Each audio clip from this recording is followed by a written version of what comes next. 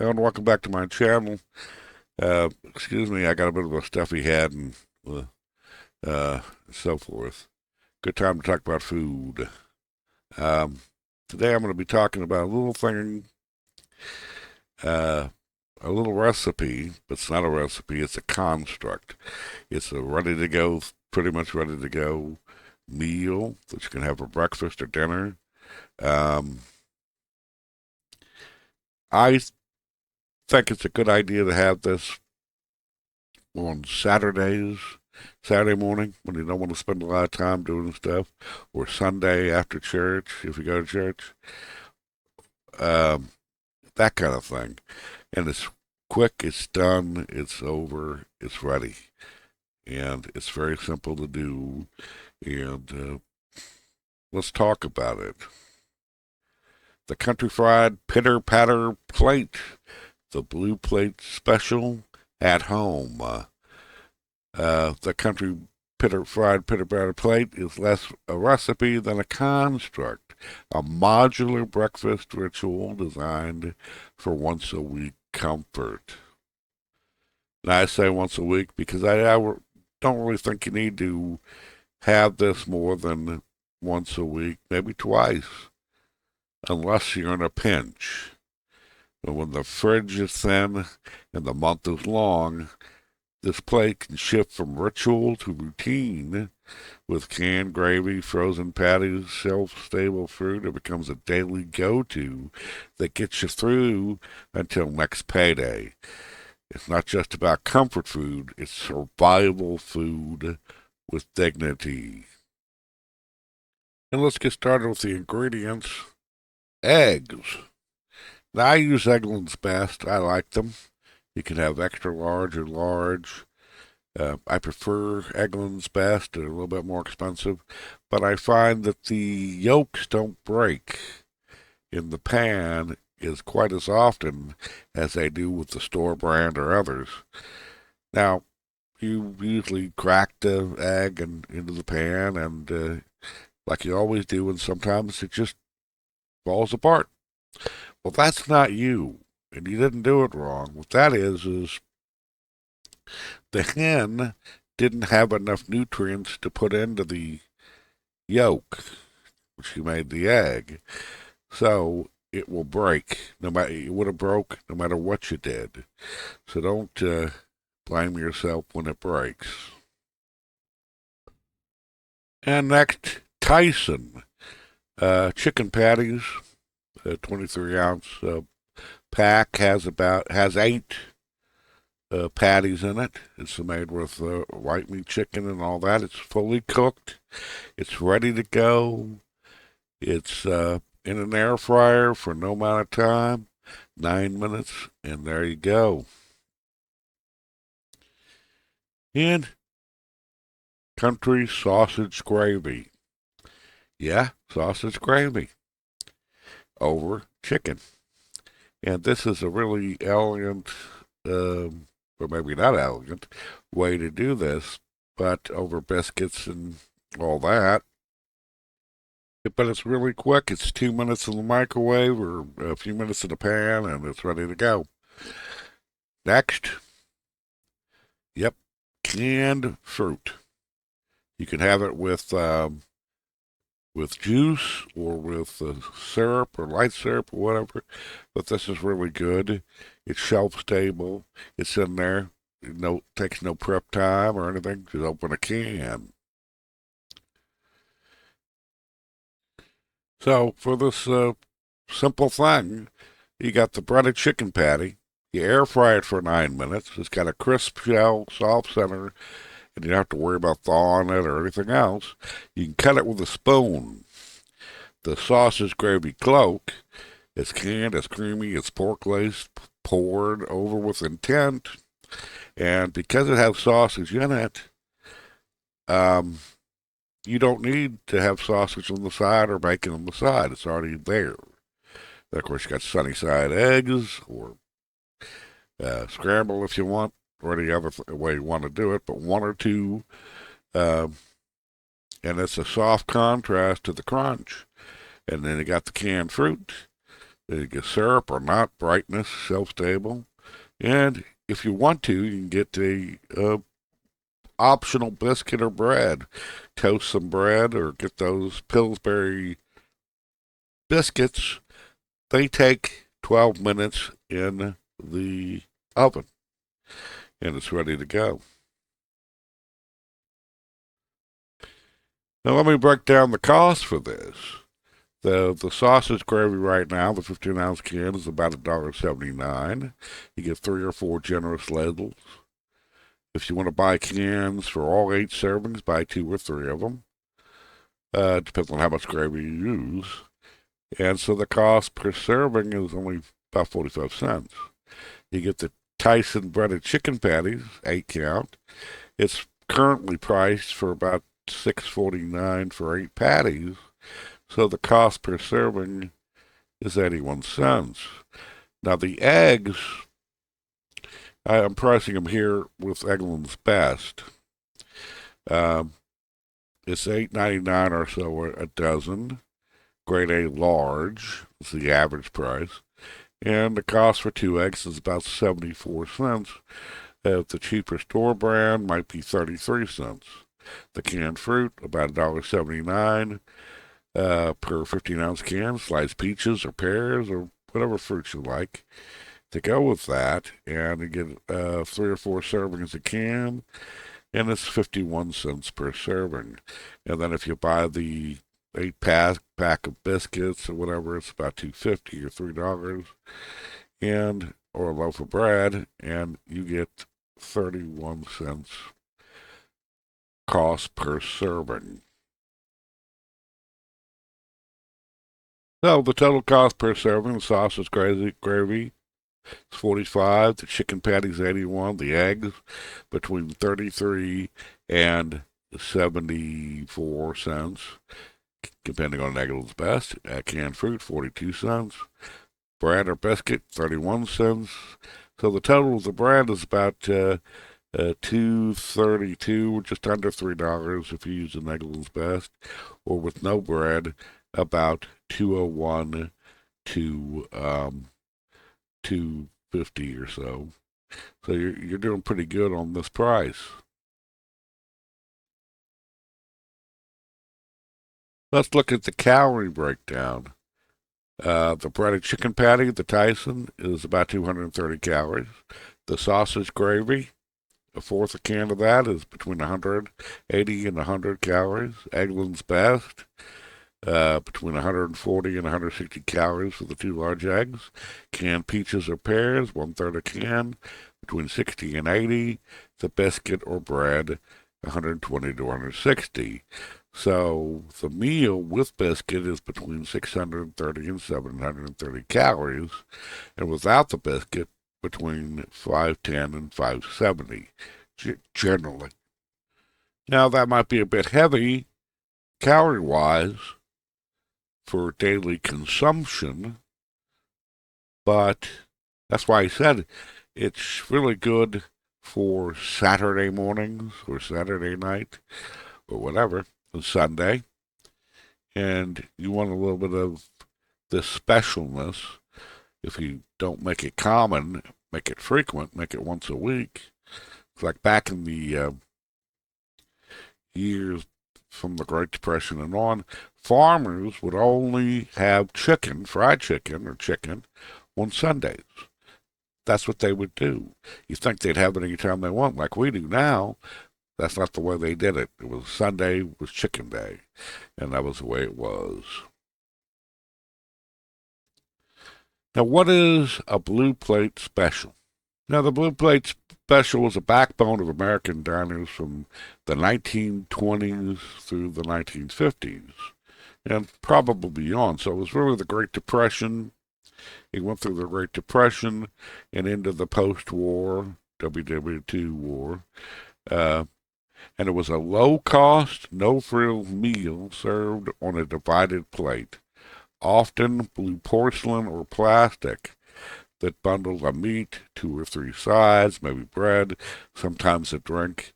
It was designed for speed, affordability, consistency.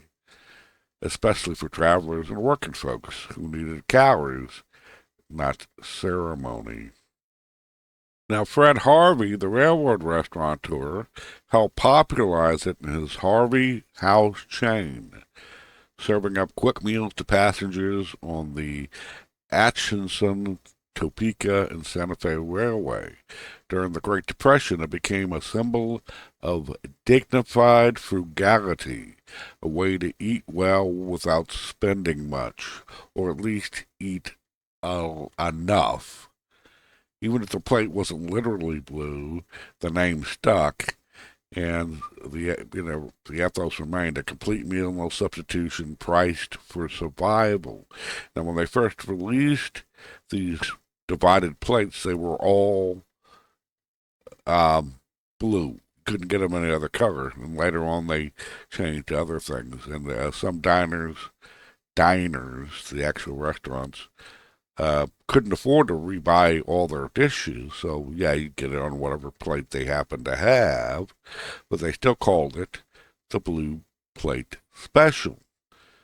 And you got to think back to other times with other big restaurant chains.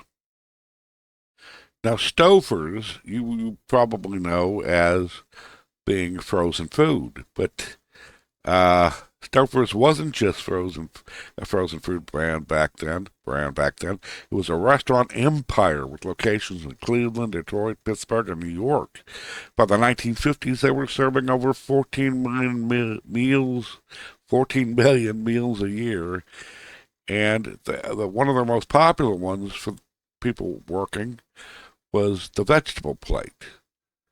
And it was like $1.98 vegetable plate.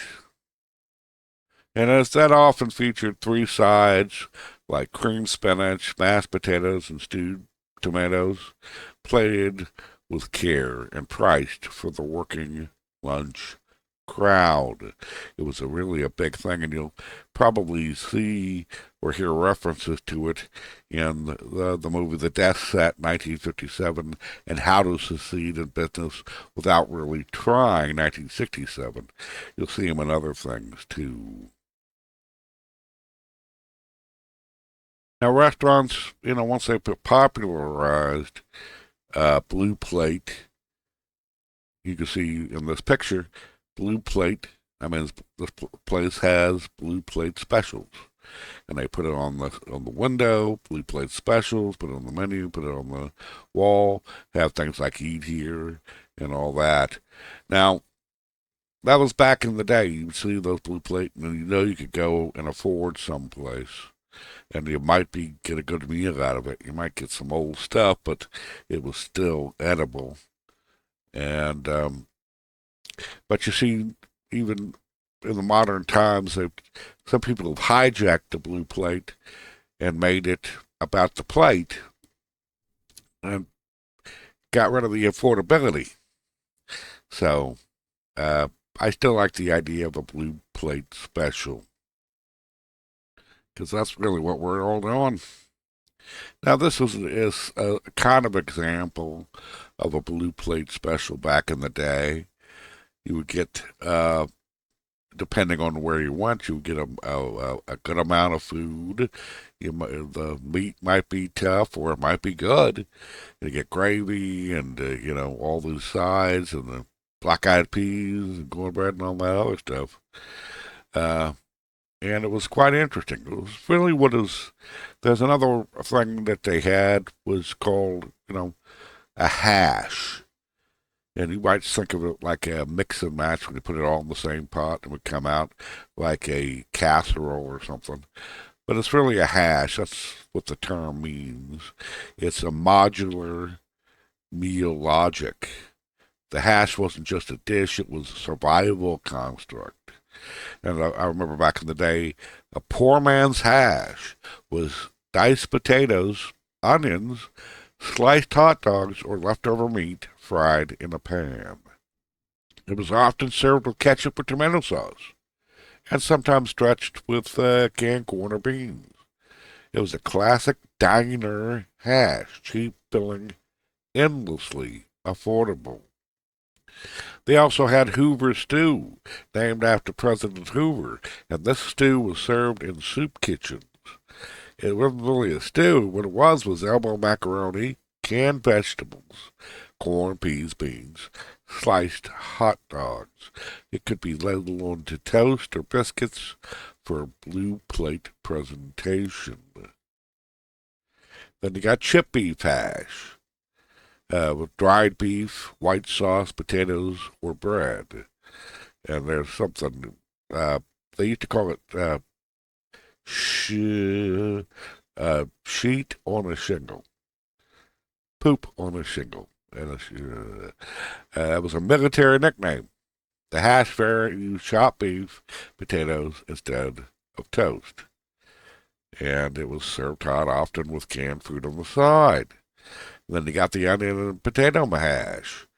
It was leftover mashed potatoes, chopped onions, flour, fried into pancakes or hash patties, sometimes mixed with egg if available. A Depression-era staple that turned scraps into meals. And of course, you got bean and cornbread hash with leftover beans, crumbled cornbread, onions, bacon grease. You pan fried it until crisp, served with gravy or canned tomato. A southern hash logic.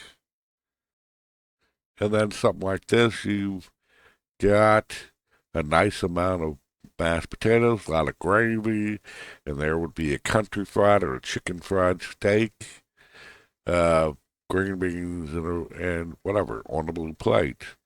And that's really,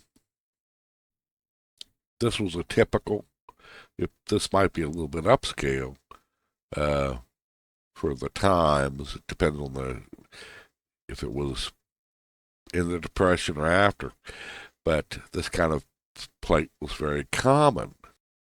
And he wondered about corned beef hash. Now, corned beef. Now, corn refers to curing beef with large salt crystals, corns of salt.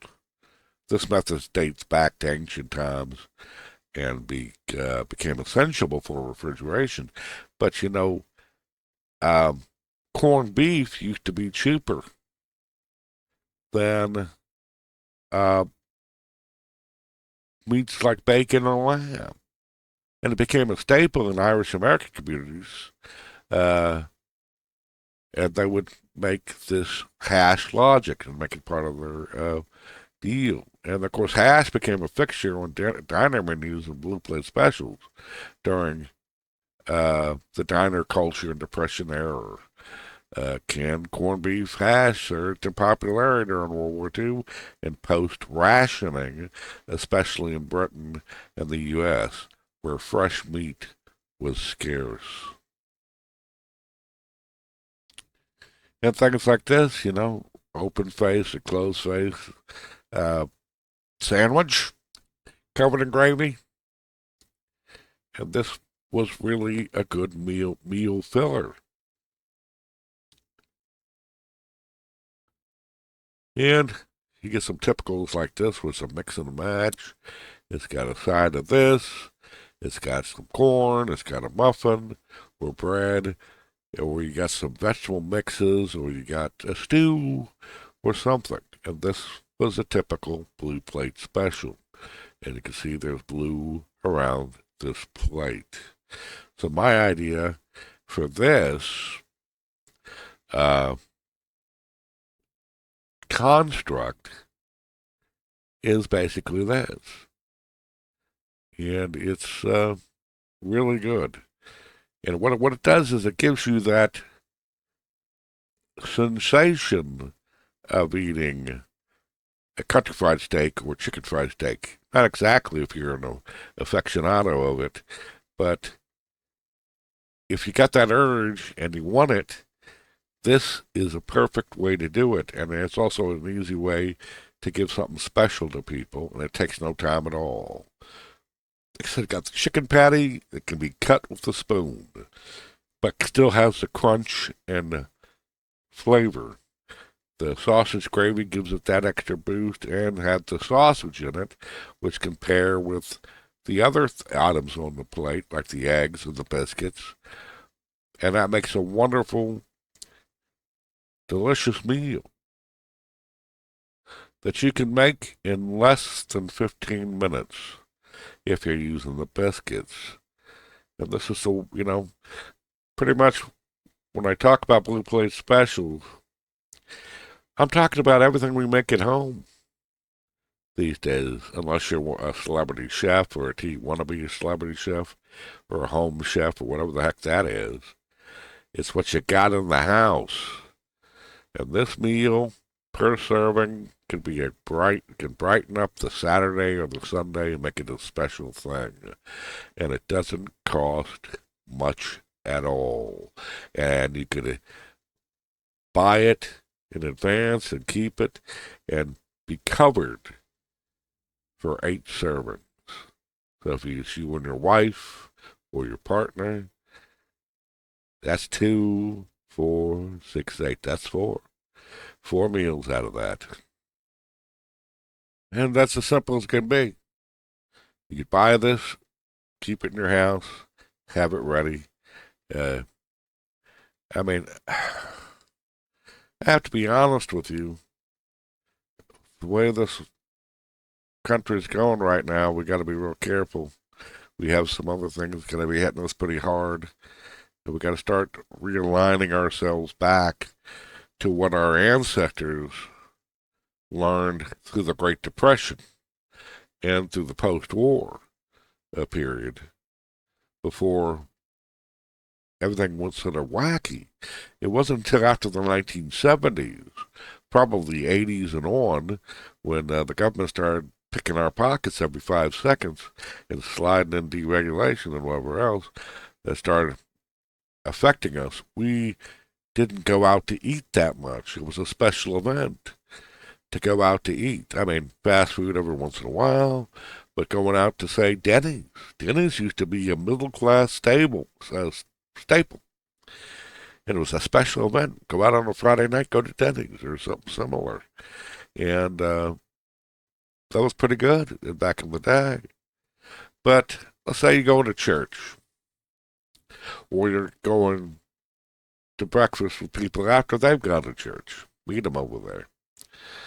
And you go in and you want, you got in that mood for country fried steak or similar.